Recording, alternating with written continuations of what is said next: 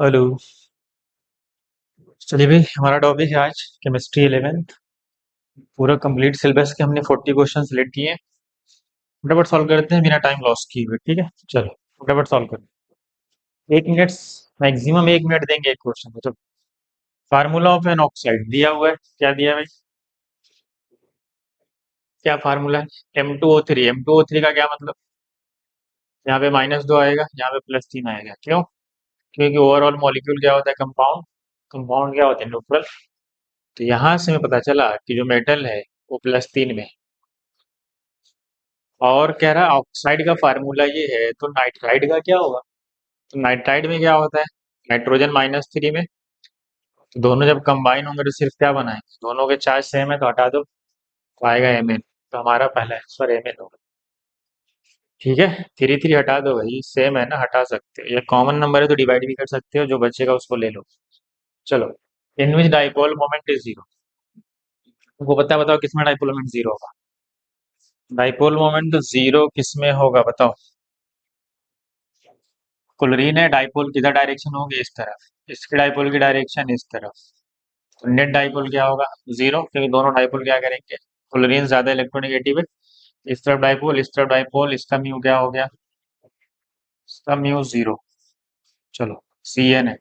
C N कैसा होता है? C triple bond. डाइपोल इसी तरफ होगा तो डाइपोल इधर ही जाएगा। लीनियर होता है, इधर जाएगा। तो इसका म्यू क्या होगा? जीरो। ये दोनों जीरो,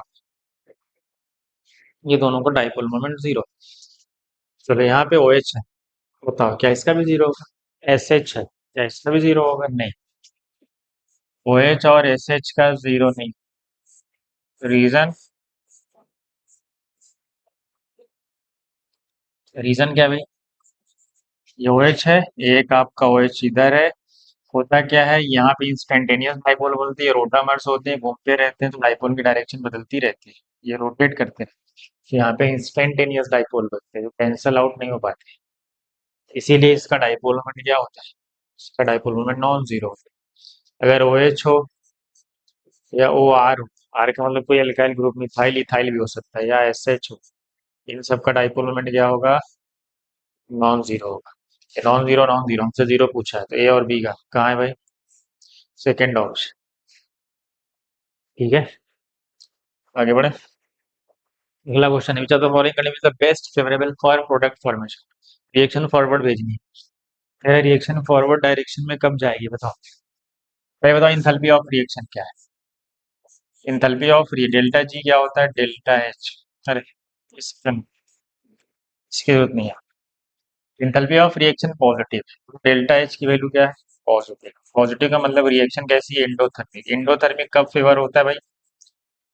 एंडोथर्मिक फेवर होते हैं हाई टेम्परेचर। कहाँ पे फेवर होते हैं?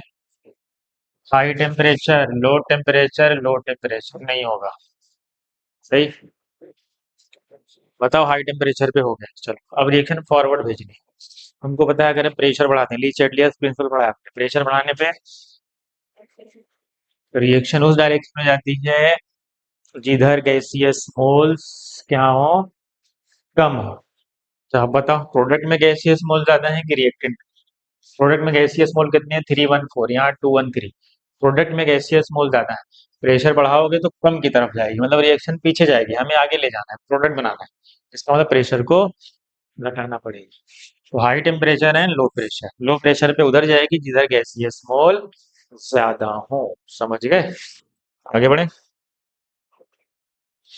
If mole fraction of glucose in its aqueous solution. Mole fraction दिया हुआ है कितना? मोल फ्रैक्शन ऑफ ग्लूकोज कितना है भाई? 0.02। हमसे क्या पूछ रहा है? मोलेलिटी बताओ ऑफ दिस सोल्यूशन।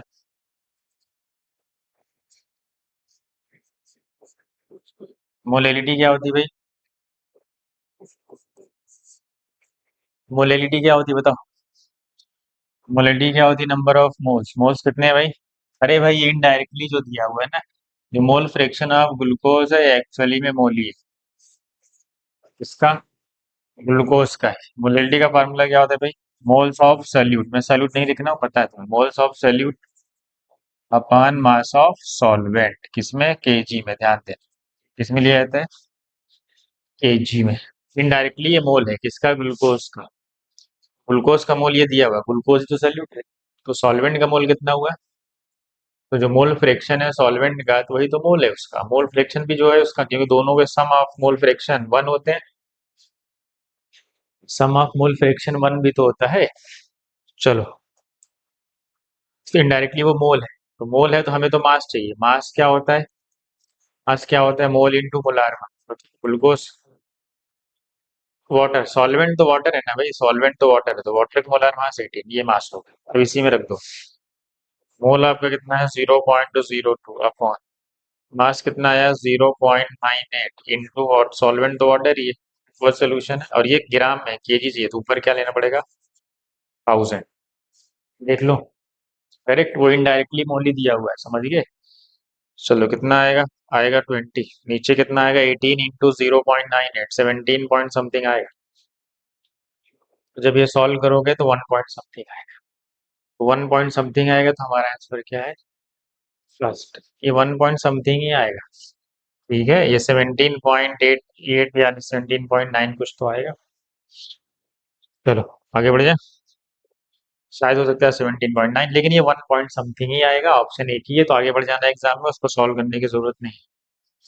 चलो इसको बताओ, ये एक एल्काइन है, पहले डाइस चारकोल है, हमें पता है रिडक्शन कराएंगे तो क्या बनाएगा, ये एक एल्कीन बनेगा। क्या बनेगा, एल्कीन। एक हमारा फॉर्मेशन हो गया किसका,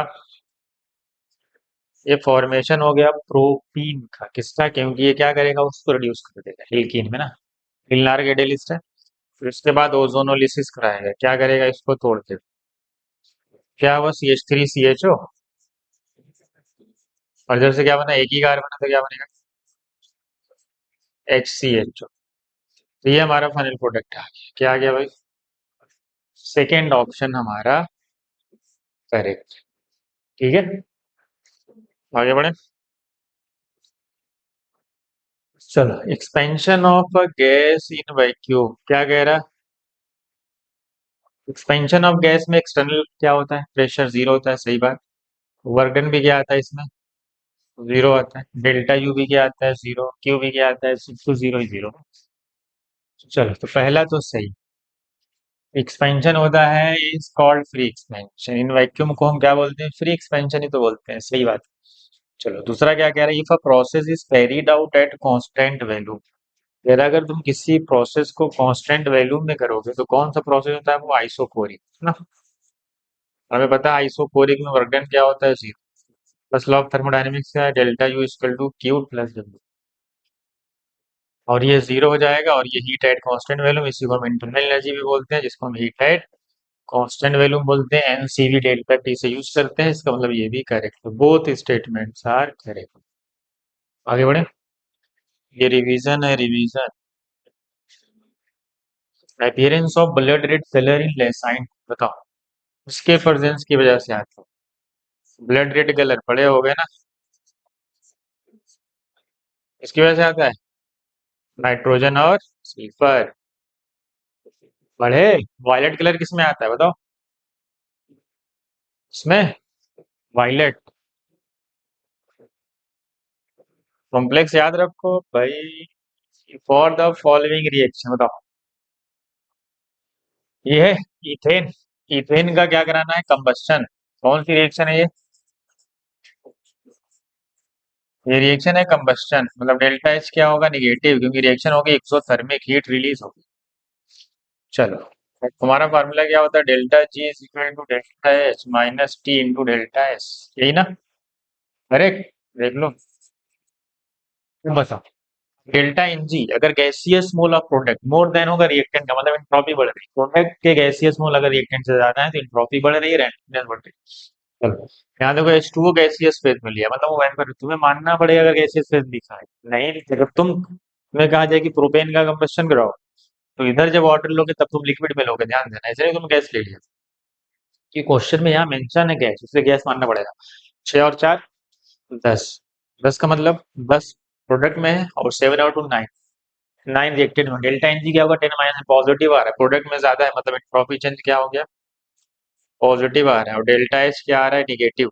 अच्छा ये पॉजिटिव है तो ये पूरा पॉजिटिव हो गया, लेकिन बाहर तो निगेटिव ही रहेगा, तो ये भी निगेटिव ये भी निगेटिव, दोनों निगेटिव ऐड करोगे तो क्या आएगा, निगेटिव ही आएगा। तो इसका मतलब है कि delta H negative positive negative, कहाँ ऑप्शन है भाई,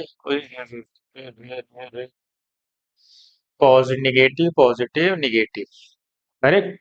देख लो आगे बढ़े। ये सुपर फास्ट रिवीजन, चलो ये बताओ, अच्छा क्वेश्चन क्या है भाई, HBr है, इलेक्ट्रोफिलिक एडिशन, क्या है भाई, इलेक्ट्रोफिलिक एडिशन।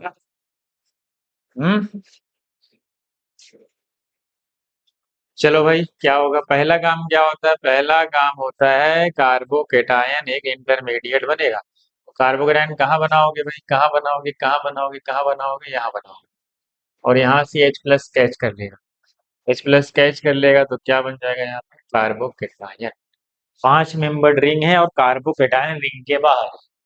अगर कार्बोकेटायन रिंग के बाहर है, 4 की है, 5 की है, तुम्हें पता है एक्सपेंशन हो जाता है। रिंग एक्सपेंशन होगा तो क्या करें, रिंग तोड़ेंगे, इधर प्लस इधर माइनस, फिर क्या करेंगे, इसको ऐसे जोड़ेंगे, रिंग एक्सपेंशन हो गई, कितने की होगी, 5 से कितने की हो जाएगी, रिंग रिंग एक्सपेंशन हो गया, रिंग एक्सपेंशन होने से क्या होगा, रिंग 6 की हो जाएगी, करेक्ट।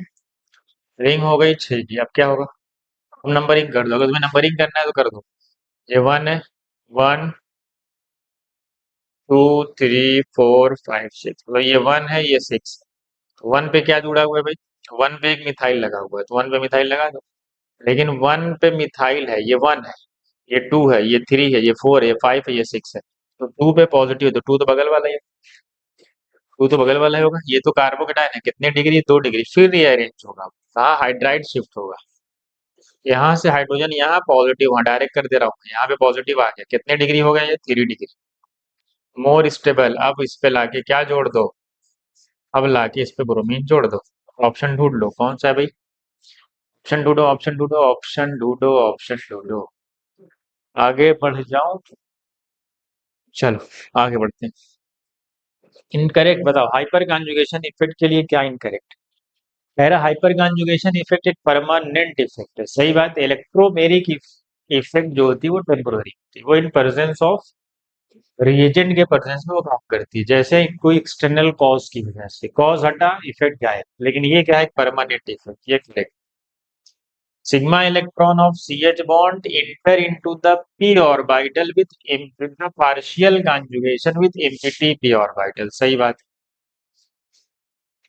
हाइपर कॉन्जुगेशन कहाँ होता है, सिग्मा पाई, या क्या होता है, सिग्मा पी ना। पाई वाला कौन होता है, पाई स्टार ABMO, याद रखना, समझ गए, पाई का मतलब पाई स्टार ABMO के साथ, या तो सिग्मा पी होगा इसके वैकेंट पी के साथ, तो दूसरा भी सही। This type of overlapping stabilises the carbocation, नहीं कार्बोकेटायन की स्टेबिलिटी तो बढ़ाते हैं हाइपर कॉन्जुगेशन ना, यही रॉन्ग। चौथे पाते हैं, delocalization of electron by hyperconjugation is also possible in case, सही बात है, सिग्मा पाई स्टार या सिग्मा पी, समझ गए, कार्बोकेटायन में भी होता है और एल्कीन में भी पॉसिबल है, यही दो है ना, sigma pi sigma P conjugation. आगे बढ़े, अरे हमसे इनकरेक्ट पूछा था ना दीदी, ये इनकरेक्ट नहीं ये करेक्ट, हमारा इनकरेक्ट कौन सा है, थर्ड है, आगे बढ़ जाते हैं। How many moles of ferric oxalate will react with 1 mole of KMnO4। चलो भाई, फेरिक ऑक्सिलेट क्या होता है, पहले ये बताओ, फेरिक ऑक्सिलेट होता है ये है आपका फेरिक ऑक्सिलेट, ठीक, इसको बोलते हैं, और फेरस ऑक्सिलेट होता है, तो फेरस भी आता है क्वेश्चन में, ध्यान देना। ये फेरिक है, फेरस कैसा होता है, सीधा ऐसा बस, ये फेरस ऑक्सिलेट है, ये भी क्वेश्चन बनता है, यही सेम क्वेश्चन इसके साथ ही बन सकता है, समझ गए। ये फेरस है, ये फेरिक। चलो फेरिक में क्या होता है, सबको पता है, फेरिक में आयरन +3 में होता है ना, तो फेरस में +2 में होता है। चलो बताओ, इसको ऑक्सीडाइज कर रहा है कौन, KMnO, बताओ क्या बना, ये बनाएगा Fe3+, करेक्ट, क्या बनाएगा, Fe3++, क्या होगा, ऑक्सिलेट है, कितने कार्बन है, 3, तो क्या बना दो, कितने CO2 बना दूं मैं, बताओ, कितने कार्बन है, 6, तो क्या कर दूं इधर, 6 CO2 बना दूं। चलो देख लो, बैलेंस हो गई रिएक्शन, चार्ज लगाना पड़ेगा। कितने पॉजिटिव हैं? 6। तो मुझे यहाँ क्या ऐड करना पड़ेगा? 6 चार्ज भी बैलेंस, एटम भी बैलेंस, सब बैलेंस। देख लो, ये अब इसको ऑक्सीडाइज किया गया। किसने किया? KMnO4 ने। किसने किया भाई? किया कौन? MnO4 minus. MnO4 minus acidic media में किस में जाता है? Mn+2 में। सबको पता है। कितने ऑक्सीजन है? मैं बैलेंस करके दिखा रहा हूँ। 4 ऑक्सीजन है, तो यहाँ क्या लिखोगे? 4H2। करेक्ट। ऐसी बैलेंस करते हो ना। कितने हाइड्रोजन बढ़ गए? 8। तो यहाँ क्या ऐड करते हो? 8H+। अब चार्ज बैलेंस करेंगे। इधर 2 प्लस है, इधर 8 प्लस से 1 माइनस निकला। 7 प्लस और 2 प्लस बैलेंस करना है। 2 प्लस 7 प्लस ज्यादा है, तो उसको 2 प्लस लाने के लिए हमें क्या करना पड़ेगा? 5 इलेक्ट्रॉन ऐड करना पड़ेगा। अब रिएक्शन बैलेंस। तो ये हमारा था। दो हाफ से लागे। तो क्या दिख रहा है? फिर हम क्या करते हैं? इलेक्ट्रॉन को बैलेंस करते हैं ना।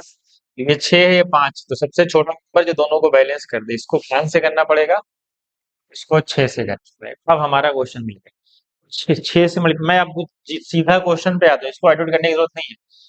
6 इससे मल्टीप्लाई हुआ, किससे?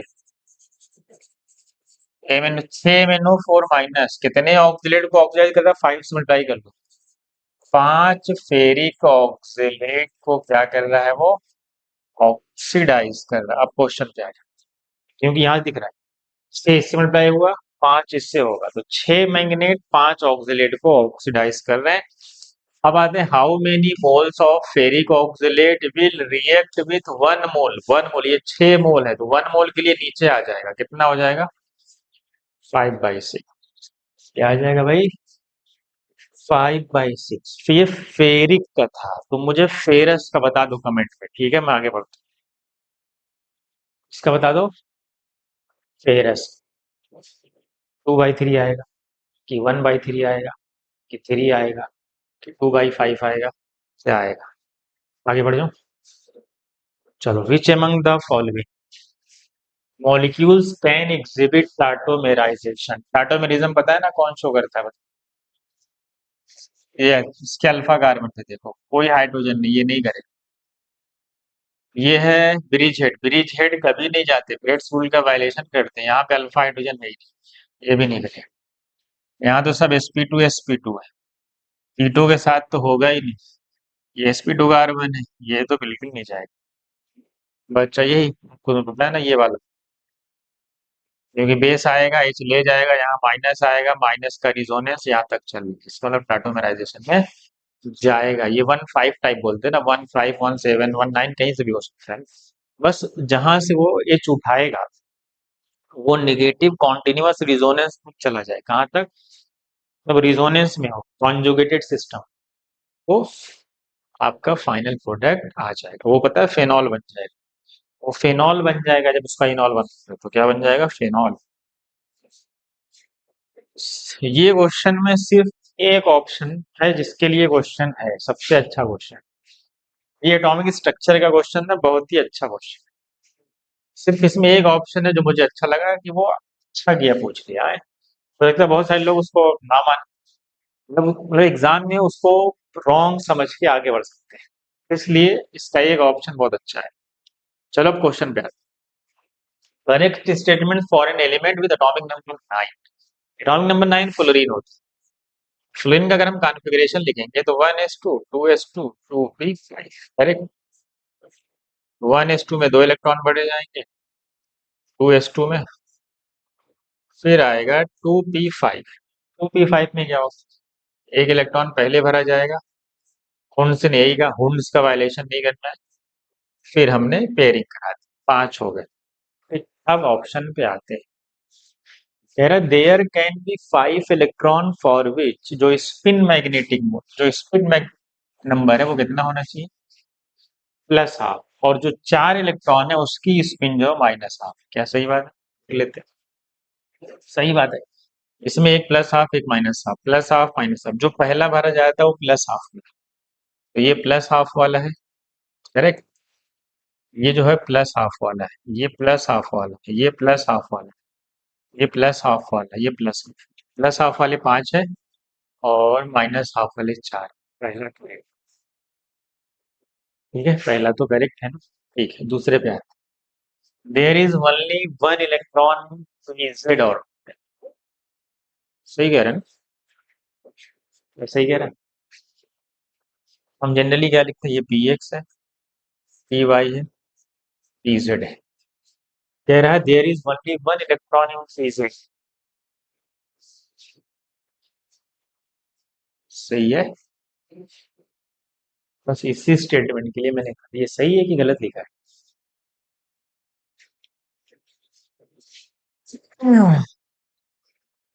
रॉन्ग है। हम क्या पढ़, चलो अब आते हैं एकदम बेसिक पे। ये क्या होते हैं?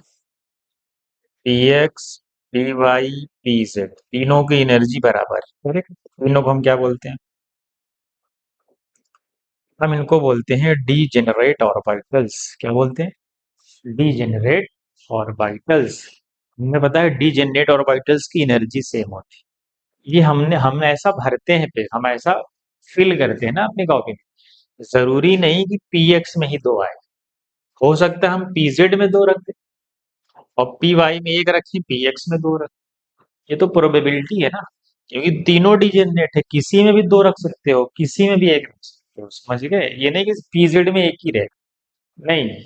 जनरली हम ऐसा भरते हैं, हमें दिखता है कि पीजेड में एक, लेकिन एक्चुअल में तीनों डिजेनरेट ऑर्बिटल्स है। इसका मतलब है कि हम पीजेड में भी दो रख सकते हैं या पीएक्स में भी एक रख सकते हैं, मतलब कोई तीनों की पॉसिबिलिटी इक्वल है। इसका मतलब ये वाला स्टेटमेंट लिखा ना, देयर इज ओनली वन, ये रॉन्ग है, तो बी तो नहीं होगा। हमसे पूछा है चूज द करेक्ट आंसर, जिसमें बी नहीं होगा, बी इसमें है तो ये नहीं होगा, इसमें ए नहीं है तो ये भी नहीं होगा, ए भी तो होना चाहिए ऑप्शन में। तो हमें सिर्फ किस, देखो इसमें सी है, इसमें भी सी है, तो हम एग्जाम में सी नहीं चेक करेंगे क्योंकि इसमें डी है। हम एग्जाम एग्जाम का तरीका बता रहा हूं, एग्जाम में डी चेक करेंगे। अगर डी नहीं हुआ तो ये हो गया, डी हुआ तो ये हो गया, समझ? सी को चेक ही नहीं करना क्योंकि सी दोनों में है और दोनों में से कोई एक ऑप्शन। चलो सी चेक कर लेते हैं। Last electron goes to orbital with n is equal to 2, l is equal to 1। कह रहा है जो लॉस्ट इलेक्ट्रॉन गया है, किसमें गया है? पी में गया है। पी में गया है ना, लास्ट इलेक्ट्रॉन जो गया है उसका प्रिंसिपल क्वांटम नंबर तो दो ही है, करेक्ट बात है। और उसका जो एजीमुथल क्वांटम नंबर होता है पी का, पी का जो एजीमुथल क्वांटम नंबर होता है वो तो वन ही होता है, वो तो वन ही होता है, इसलिए ये वाला ऑप्शन हमारा करेक्ट है, क्योंकि ऐसे भी दिख रहा है दोनों में, वो तो करेक्ट ही होगा ना। चलो डी पे आते हैं। Sum of angular nodes of all atomic orbitals is one. कह रहा सारे जो एंगुलर नोड्स हैं, ये एस है, ये टू एस। एस का एंगुलर नोड क्या होता है? एंगुलर नोड हमेशा किसके बराबर होता है? Azimuthal quantum number. इसका जो एंगुलर नोड है वो एल की वैल्यू जीरो होती है, तो इसमें तो एंगुलर नोड जीरो है, इसमें भी जीरो आएगा क्योंकि ये भी एस है। अब देखो ये टू पी है, तो इसमें एंगुलर नोड एक आएगा, वो किसकी बात कर रहा है देखो ना, किसकी बात कर रहा है? एटॉमिक ऑर्बिटल्स की। एक ऑर्बिटल ये है, एक ऑर्बिटल ये, और ऑर्बिटल ये होते हैं, वो सबशेल होता है पूरा। तुमसे पूछे कि पी ऑर्बिटल में मैक्सिमम में कितने इलेक्ट्रॉन भरे जाएंगे? दो। पी सबसेल बोलेगा तो छह। अगर पूछेगा डी ऑर्बिटल में मैक्सिमम दो ही, एफ ऑर्बिटल में मैक्सिमम दो ही। चलो अब आते हैं इस पे। हमें कह रहा है कि पी ऑर्बिटल, इसमें बताओ कितने एंगुलर नोड आएंगे? पी के लिए एल की वैल्यू वन है, एक नोड यहाँ से आएगा, एक एंगुलर नोड यहाँ से आएगा, एक यहाँ से, इनमें तो जीरो जीरो था, तो टोटल एंगुलर नोड थ्री हो जाए। कितना दिया है भाई? Sum of angular nodes of all, ये वन नहीं होगा, थ्री होगा, ये रॉन्ग है, तो हमारा करेक्ट ऑप्शन क्या है? थर्ड। ये अच्छा क्वेश्चन था एटॉमिक स्ट्रक्चर का। आगे बढ़े, इसका बता दो। चलो बताओ जल्दी फटाफट। यार विच functional group is not present? Phenol. हम 1 डिग्री अमाइन। एस्टर। ये क्या है भाई? 1 डिग्री अमाइन। ये देखो एन के साथ तीनों तरफ कार्बन कार्बन कार्बन, ये 3 डिग्री अमाइन। हमारे पास 2 डिग्री अमाइन नहीं, इसको हम 1 डिग्री अमाइन बोल सकते हैं। ये हमारा फेनॉल, ठीक। एस्टर तो है, तो 2 डिग्री अमाइन इसमें प्रेजेंट नहीं है, तो आसान था, आगे बढ़ो। इसका बताओ। Reaction which can not be applied to prepare an alkene by elimination, बताओ। कह रहा है किसमें एलिमिनेशन रिएक्शन से एल्कीन नहीं हो, एक स्ट्रॉन्ग बेस है, यहाँ पे हो जाएगी। एल्काइल हैलाइड है। केओएच एक्वस, अच्छा। एक्वस में तो सब्स्टिट्यूशन हो जाएगा, यहाँ पे अल्कोहल बनेगा। अरे, कैन नॉट पूछा है, कैन, तो इससे तो बन रहा है ना, इससे तो बन, कैन नॉट, ये सब्स्टिट्यूशन रिएक्शन होगा, तो ये नहीं। हाँ, तुमसे नॉट पूछा मतलब ये माना जाएगा, नॉट में तो ये माना जाएगा ना। चलो, NaOAb 3 डिग्री, 3 डिग्री हैलाइड एक स्ट्रॉन्ग बेस के साथ इलिमिनेशन में जाते हैं। ये इसमें भी इलिमिनेशन हो रहा है, तो हटा दो। ये है Na2Cr2O7, ये तो एक ऑक्सीडाइजिंग एजेंट है, क्या बना देगा इसको, फेनॉल वगैरह ऑक्सीडाइज करेगा, तो ये पैरा बेंजोक्विनोन बना देता है, जिसका मतलब ये भी नहीं देगा। कॉपर 573 डिग्री केल्विन में, और ये 3 डिग्री अल्कोहल, तो ये बल्कि 1 डिग्री को अल्डिहाइड बनाता है, 2 डिग्री को कीटोन बनाता है, माइल्ड ऑक्सीडाइजिंग, लेकिन 3 डिग्री के साथ ये कहाँ जाएगा बताओ, कहाँ जाएगा, एल्कीन में जाएगा। 3 डिग्री के साथ वो एल्कीन में जा सकता है, क्योंकि यहाँ पे हीट है, हीट है ठीक ठाक, तो एल्कीन में चला जाएगा। ठीक है, तो ऑप्शन कौन सा भाई, ऑप्शन है बी एंड डी वाली। ठीक है, कॉपर 1 डिग्री अल्कोहल को अल्डिहाइड बनाता है, 2 डिग्री को कीटोन बनाता है, 3 डिग्री हीटिंग के साथ तो ऑक्सीडाइज नहीं कर पाता, तो वो एल्कीन में चला जाएगा। समझ गए, आगे बढ़े। चलो, फ्यूल सेल की इफिशियंसी बताओ क्या होती है, ये ना फार्मूला है, डेल्टा जी, कितना यूजफुल वर्क हुआ और कितना इंथैल्पी बर्न हुई, कितना इंथैल्पी आपने फ्यूल के बर्न करने से जनरेट की, और वो कितना यूजफुल वर्क में कन्वर्ट हो गई, तो यूजफुल वर्क अपॉन इंथैल्पी, तो समझ गए, delta G upon delta H. Formula याद रखो, फिर न्यूमेरिकल भी आ सकता है। On increasing the temperature pOH of water increase, temperature बढ़ाने पे आयनिक में पड़े हो, एच प्लस भी बढ़ता है, ओ एच माइनस भी बढ़ता है। H plus O H minus बढ़ने से क्या होता है, पीएच घटता है, पीओएच घटता है। सोचो 25 डिग्री पे कितना होता है नॉर्मल, 10 की पावर -7 होता है, आपने 90 डिग्री का पढ़ा था, तो कितना हो जाता है, 10 की पावर -6। देखो इसका पीएच 6 है, इसका पीएच 7 है, ये टेम्परेचर 90 के 90 डिग्री, ये 25 डिग्री पे, तो बताओ, तो टेम्परेचर बढ़ाने पे क्या हो रहा है, एच प्लस ही बढ़ता है, ओ एच माइनस ही बढ़ता है, लेकिन पीएच और पीओएच दोनों घटते हैं, ये रॉन्ग है, ये रॉन्ग है, पहला रॉन्ग। दूसरा आते हैं, on on increasing the temperature के डब्ल्यू ऑफ वाटर, के डब्ल्यू क्या होता है, इसको हम बोलते हैं आयोनिक प्रोडक्ट ऑफ वाटर, ये क्या होता है, कंसंट्रेशन होता है किसका, एच प्लस, और टेम्परेचर बढ़ाओगे तो एच प्लस बढ़ रहा है, ओ एच माइनस बढ़ रहा है, एच प्लस बढ़ रहा है, ओ एच माइनस बढ़ रहा है, तो के डब्ल्यू बढ़ जाएगा। हाँ ये सही है, कहाँ गया, ये हमारा सही है, पहला रॉन्ग, दूसरा कर प्रूफ, सेकेंड ऑप्शन। ठीक, आगे बढ़ते हैं, ये बताओ क्या होगा,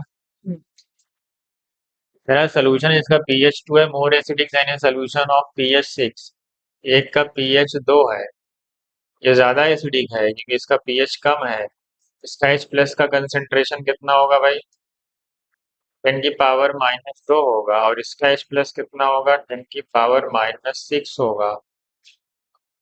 इसका एसिडिक नेचर कितना ज्यादा है, दोनों के H प्लस को डिवाइड कर दो, 10 की पावर -2, ये 10 की पावर -6, ये ऊपर चला जाएगा, कितना ज्यादा एसिडिक है, 10 की पावर 4 टाइम्स, क्योंकि हमें पता है कि H प्लस अगर 10 टाइम्स बढ़ेगा तो पीएच वैल्यू कितनी बढ़ेगी, समझ गए, क्या लिखते हो, -log H प्लस, ऐसा लिखते हो पीएच वैल्यू, तो एक 10 पे पीएच एक इंक्रीज करेगा ना, एक 10 की पावर पे, 10 की पावर X पे। ठीक, आगे बढ़े,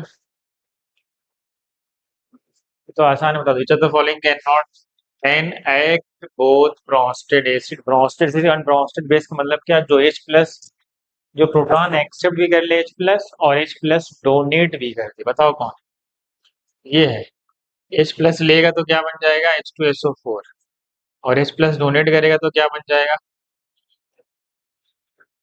H प्लस डोनेट करेगा तो सल्फेट बन जाएगा, यही है, ये तो हो ही नहीं सकता, ये तो एसीटेट आयन है, हट चुका है। ये तो Cl माइनस, ये कहाँ से दे? वो हाइड्रोजन तो दे ही नहीं सकता।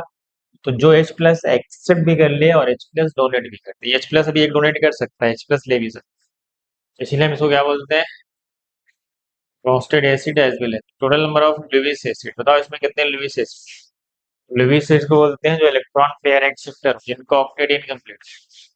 BF3 6 इलेक्ट्रॉन एक्सेप्ट करेगा, AlCl3 1 करेगा, Cu+3 कोबाल्ट 3 इसके पास, जिसके पास जरूरी नहीं कि लुईस एसिड का वो भी काम कर सकता है जिसका वैकेंट डी खाली है, जिसका डी ऑर्बिटल भी खाली होगा वो भी इलेक्ट्रॉन एक्सेप्ट कर लेगा। तो कोबाल्ट +3 है तो इसका डी खाली है। इसके बाद नेगेटिव चार्ज नहीं, फ्लोरीन पे minus, ammonium ion octet complete, H3O+ octet complete, octet complete नहीं, सिर्फ कितने बचे? 3। तो हमारा आंसर क्या होगा? 3।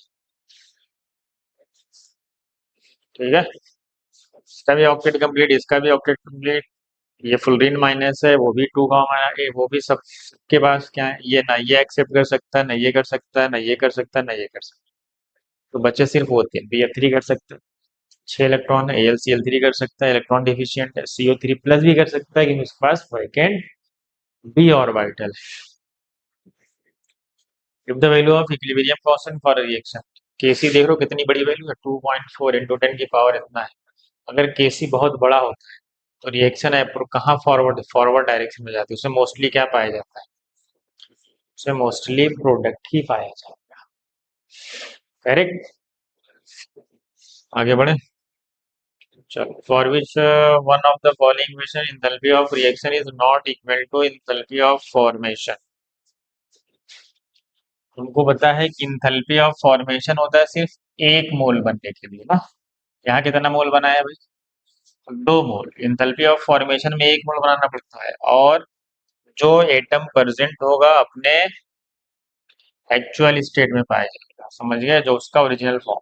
तो ये ही नहीं है, क्योंकि इसने 2 मोल बना दी, इसने तो 2 मोल बना दिया, तो एंथैल्पी ऑफ फॉर्मेशन हो ही नहीं सकता।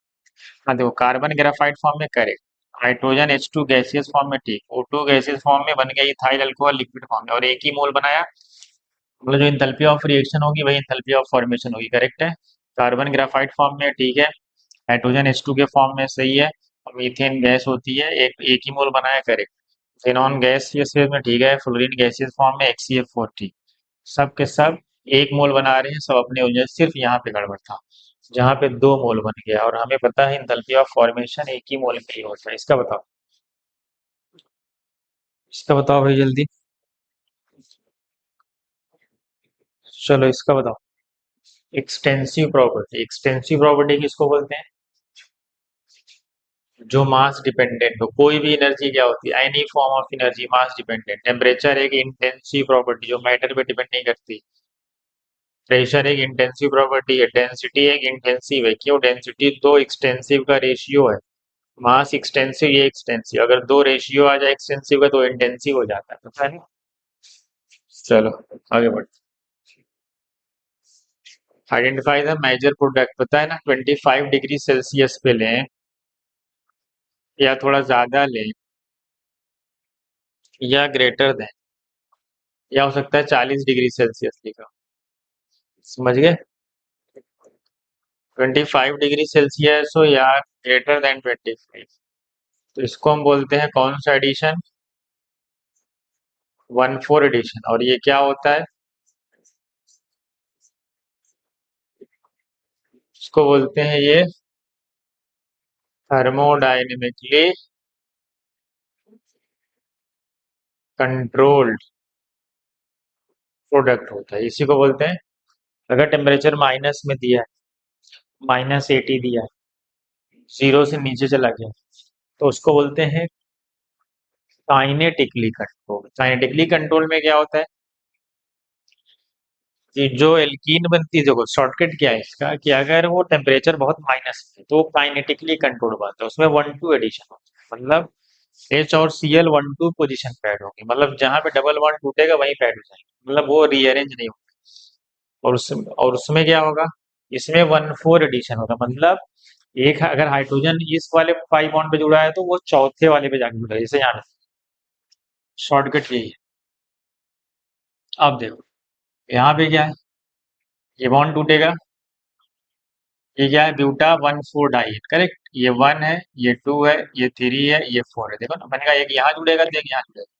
पहले क्या होगा, पहले क्या होगा, ये बॉन्ड टूटेगा और ये H प्लस यहाँ से कैच कर।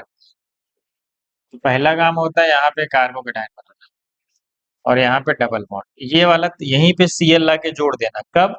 जब ये वाली कंडीशन नहीं होगी, जब वो काइनेटिकली कंट्रोल होगा, जब माइनस में होगा, सीधा यहीं पे आके जुड़ जाएगा। लेकिन यहाँ पे नहीं जुड़ेगा। कब? जब ये वाली कंडीशन होगी, ये वाली 25 वाली, जिसको हम 1,4 एडिशन बोलते हैं। तो पहले ये क्या होगा, रीअरेंज, वैसे रिजोनेंस में जाएगा। जब रिजोनेंस में जाएगा तो डबल बॉन्ड यहाँ आ जाएगा। तो यहाँ पे Cl ला के जोड़ देंगे। आप समझ गए, तो हमारा प्रोडक्ट ये हो। ये ऐसा प्रोडक्ट कहाँ पे है? देखो पहला ही, नहीं पहला नहीं, ऐसा कहीं दिख रहा है? कहाँ है भाई ऐसा? हाँ, ये वही वही यही वाला तो है। 1, 2, 3, 4, 8। 1, 2, हाँ, 1 पे क्लोरो। अरे इसको उल्टा कर दोगे यही है, समझ गए, इसको उल्टा कर दोगे यही। ये रिजोनेंस कब करवाएंगे? जब ये होगा, नहीं तो सीधा वहीं जोड़ देंगे। समझ गए। तो एक शॉर्टकट और है कि जब काइनेटिकली कंट्रोल होगा, मतलब थर्मोडायनेमिकली कंट्रोल, जब टेम्परेचर ज्यादा होगा या रूम टेम्परेचर होगा, तो जो एल्कीन बनती है ना, उसके ये मोर स्टेबल एल्कीन बनती है। ये भी शॉर्टकट है। क्या बनती है? उसके पास अल्फा हाइड्रोजन ज्यादा हो। समझ गए। और ये वाली, और ये वाली एल्कीन देखो, ये वाला कब बनता? ये वाला तो बनता ही नहीं। तो ये वाला कब बनता है? देखो, ये लेस स्टेबल एल्कीन है, इसके पास अल्फा हाइड्रोजन कितने हैं? सिर्फ यहाँ पे देख लो। इसलिए यहाँ पे अल्फा हाइड्रोजन, यहाँ पे देखो तीन तीन इधर है और इधर से। तो ये वाला कब बनता है? ये वाला तब बनता है जब 1,2 एडिशन होता है, जब यहाँ टेम्परेचर लो माइनस में होता है, -80 के आसपास, या माइनस में लिखा हो तो भी चल जाएगा। अल्कोहलिक केवज के साथ हीट कर दो, बताओ क्या बनेगा? बताओ भाई जल्दी। यहाँ पे तो बीटा, वहां से एलिमिनेशन होता है बीटा से। यहाँ पे तो हाइड्रोजन ही नहीं, मतलब एल्कीन ही नहीं बनेगी। कहाँ पे? यहाँ पे हाइड्रोजन होगा, बीटा हाइड्रोजन, यहाँ से ये जाएगा, यहाँ तो हाइड्रोजन ही नहीं है, तो यहाँ पे एल्कीन बन जाएगी। कौन सा ऑप्शन? पहला ऑप्शन। करेक्ट, पहला ही है ना, देख लो। Arrange the following alkanes in decreasing order of their heat of combustion. Heat of combustion किस बात पे डिपेंड करता है? डायरेक्टली प्रोपोर्शनल होता है किसके? नंबर ऑफ कार्बन, पहली चीज। दूसरा क्या होता है? इनवर्सली प्रोपोर्शनल किसके? ब्रांच। ब्रांचिंग बढ़ेगी तो हीट ऑफ कंबस्शन क्या होता है? क्योंकि सरफेस एरिया कम हो जाएगा। सरफेस एरिया कम होगा तो कंबस्शन रेट क्या हो जाता है? रेट ऑफ रिएक्शन घट जाती है, तो वो स्लो हो जाता है। जो सबसे फैला हुआ, सबसे पहले नॉर्मल पेंट, आइसोपेंटेन, नियोपेंटेन, यही ना? तो सबसे पहले तीसरा, फिर दूसरा, फिर पहला। सबसे पहला नॉर्मल, फिर आइसोपेंटेन, फिर neopentane.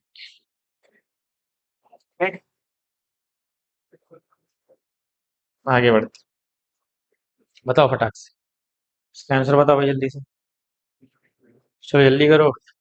During the preparation of ethane by Kolbe electrolysis, हमें पता है कोलबे इलेक्ट्रोलिसिस में NaOH का फॉर्मेशन होता है, तो वहां पे H2 कैथोड में बनता है जनरली, मैक्सिमम केस में। बस फॉर्मिक एसिड का सॉल्ट हो तो छोड़ के, अगर फॉर्मिक एसिड का सॉल्ट फॉर्मेट, सोडियम फॉर्मेट है अगर, तो कैथोड पे भी H2 बनता है, एनोड पे भी H2 बनता है, ध्यान देना। भाई किसी और का सॉल्ट है तो फिर वो, पता है ना क्या बनता है? हाँ, फिर H2 बनेगा कहाँ पे? कैथोड पे, याद रख। और O2 तो एनोड पे बनना है, और प्रोडक्ट भी कहाँ बनना है? प्रोडक्ट भी, RR भी कहाँ बनना है? एनोड पे। चलो, अब आते हैं क्वेश्चन पे। कह रहा during preparation of ethane by Kolbe electrolysis using inert pH of the electrolyte, हमें पता है कि जब रिएक्शन प्रोसीड करता है तो रिएक्शन में क्या फॉर्मेशन होता है? NaOH। जैसे जैसे रिएक्शन बढ़ती जाएगी NaOH बढ़ता जाएगा। NaOH बढ़ने का मतलब क्या है कि पीएच बढ़ता जाएगा, तो सोल्यूशन बेसिक होता जाएगा। अब ऑप्शन देखते हैं। पीएच ऑफ द सोल्यूशन, पहला ही सही है, increases progressively as the reaction proceed. सब पढ़ा होगा आपने कि मेरी रिवीजन है, यहाँ पढ़ाया थोड़ी जाएगा, जाके पीछे लोडेड पढ़ सकते हो। पूरी ऑर्गेनिक बात है, हर एक चीज पढ़ाई है, पढ़ लो अच्छे से। Eclipse form of normal butane is minimum in stable conformer. Eclipse form of minimum stable conformer, सही बात है। इक्लिप्स फॉर्म क्या होता है भाई? इक्लिप्स फॉर्म में क्या होता है?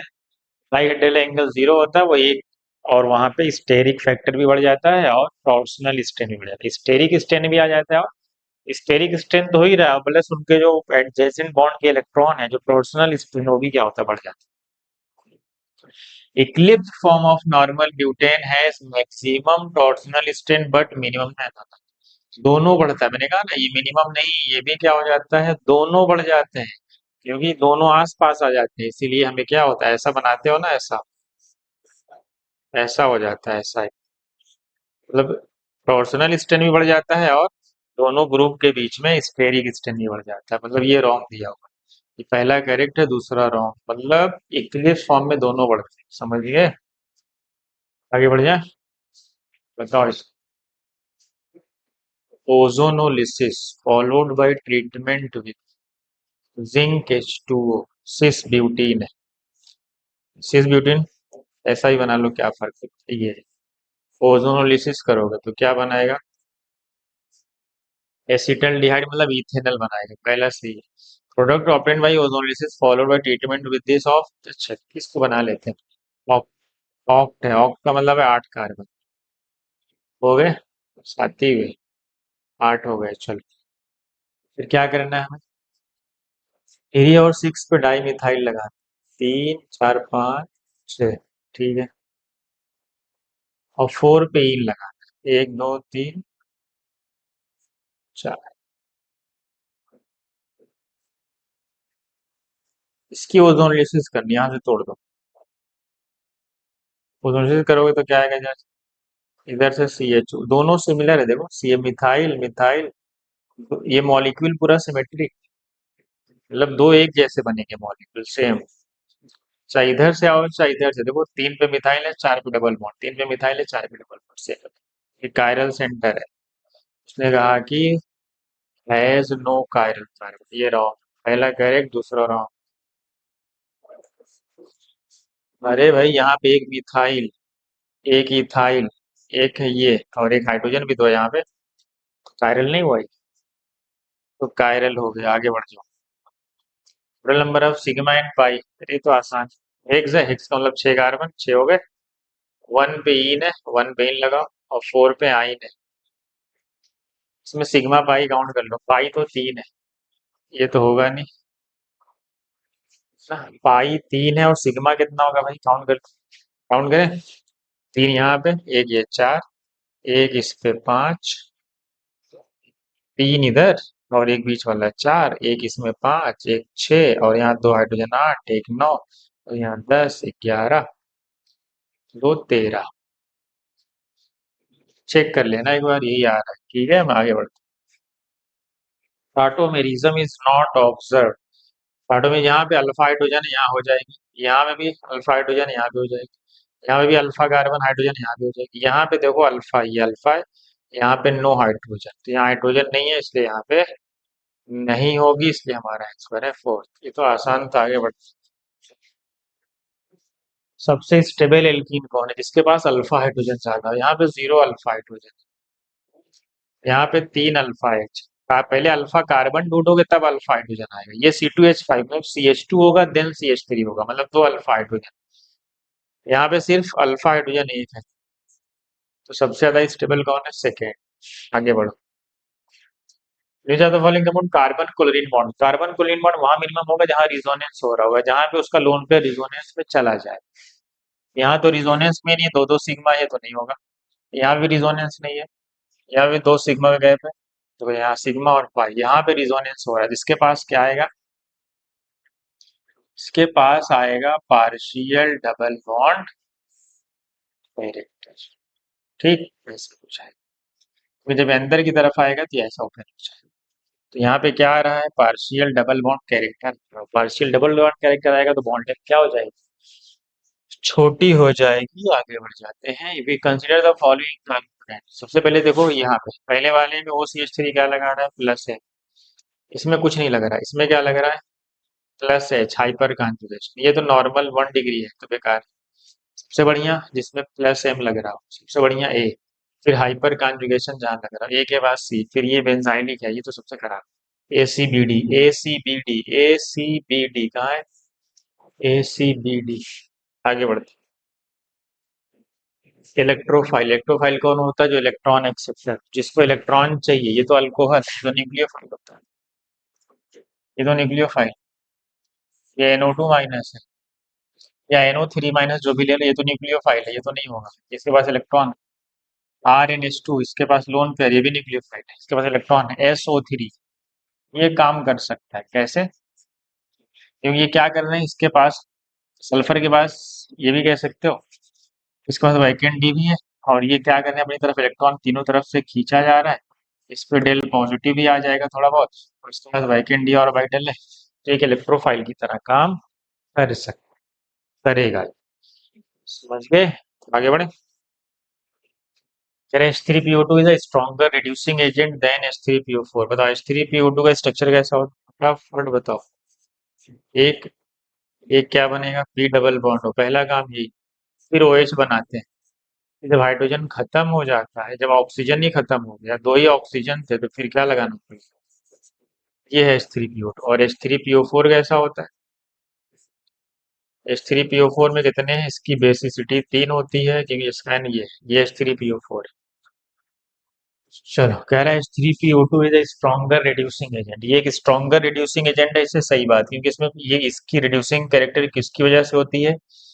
इसका रिड्यूसिंग कैरेक्टर इस पीएच बॉन्ड की वजह से है, इसलिए अच्छा रिड्यूसिंग। सही बात है, H3PO2 एक अच्छा रिड्यूसिंग एजेंट होता है। देन सही बात है। कह रहे H3PO2 has no OH group. है, एक OH ग्रुप तो है, ये रॉन्ग लिखा हुआ। असर्शन ट्रू है, रीजन फॉल्स। तो ये नहीं रहेगा, गलती से। असर्शन ट्रू है, स्टेटमेंट क्या है? Reason false. चलो इसका बता। There are two oxo propanal and methanal. Two oxo propanal क्या होता है? और मिथेनल, मिथेनल क्या है? ये कह रहे हैं ये ओजोनोलिसिस करके बनाया गया है किसी एल्कीन की, हमें नहीं पता वो एल्कीन क्या है। कह रहे number of sigma bond percent, पहले देखो कितने कार्बन है, 1 2 3 4, 4 कार्बन होंगे। मतलब उस एल्कीन में चार हो सकता है, 5 भी हो, क्योंकि 2 फॉर्मल्डिहाइड ही बन सकते हैं, ध्यान दें। ऐसी कौन सी एल्कीन है जो ये बना सकती है, सोचो। क्या ये एल्कीन है जो ये बना सकती है? बस, वो हटाओ यहाँ से। क्या ये एल्कीन है जो ये बना सकती है? सोचना पड़ेगा तुम्हें। अगर मैं यहाँ से तोड़ू, यहाँ से तोड़ू, देखो यहाँ से कीटो आ गई, यहाँ पे हाइड्रोजन नहीं, ऊपर HCHO बने, यहाँ पे कीटो आएगा, ठीक। यहाँ से टूटा, यहाँ पे भी हो, यहाँ पे भी, यहाँ पे CHO, यहाँ पे देखो CHO आ रहा है, देखो बन गया ना भाई। और ऊपर से HCHO, इधर से भी HCHO, हमारे 2 HCHO है इसमें। मतलब यही वो एल्कीन है जिससे वो आ सकती है, यही वो एल्कीन है जिससे ये बन सकती है। ऐसा नहीं बोला एक ही मोल बने, ऐसा नहीं बोला है, वो 2 मोल भी बन सकता है फॉर्मूला, ऐसा बोला नहीं कि एक ही मोल बन रहा है, ठीक है। तो ऑप्शन इसमें ढूंढ लो आप, कितने सिग्मा आएंगे, सिग्मा कितने आएंगे भाई? 3 4 5 2 7 8 9 10 2 12, 12 सिग्मा है, काउंट कर लो आप उस एल्कीन में। ये अच्छा क्वेश्चन है, थोड़ा कॉमन सेंस लगाने का। अगले क्वेश्चन पे आते हैं। Which of the is correct according to valence bond theory? बताओ। Covalent bond is formed by partial overlap of two half filled atomic orbitals containing electrons with same spin। ये कर, ये ऐसा नहीं। Covalent bond is formed by the partial overlap of two half-filled atomic orbitals containing electron in opposite spin। हाँ ये correct. Partial overlap होता है, ध्यान देना। क्यों पार्शियल ओवरलैप होता है भाई? अगर कोई दो एटम है, उनके न्यूक्लियस क्या करेंगे, एक दूसरे को कंप्लीट ओवरलैप नहीं कर पाएंगे। इनमें क्या होगा? क्योंकि इनमें रिपल्शन होगा, इसलिए कंप्लीटली ओवरलैप तो नहीं कर पाएंगे, ये पार्शियल ओवरलैप ही करेंगे। Covalent bond is formed by complete overlap.